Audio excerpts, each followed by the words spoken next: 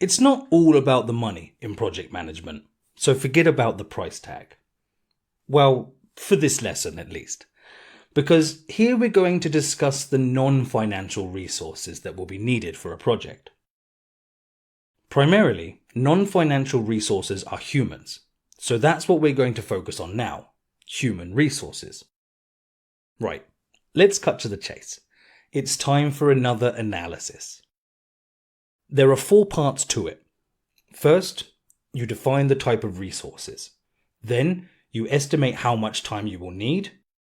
Thirdly, you validate the availability of the people you need, and lastly, you assign roles and responsibilities to them.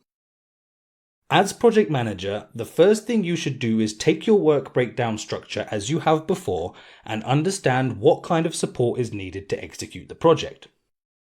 Whether the experts you need are external or already employed in the organization, this is the time to identify them. One thing to note is that management effort should also be accounted for. Many make the mistake that management are available by default. But if your analysts have worked to the bone to finish their work by the deadline only to have the management approval delayed because you haven't allocated the 2 days needed to check the work, then not only will you have some unhappy analysts, but you have also pushed back your entire project. Managers are busy people, and they will not always have the time in their schedule, unless you plan for it. The second part of the process is the estimations.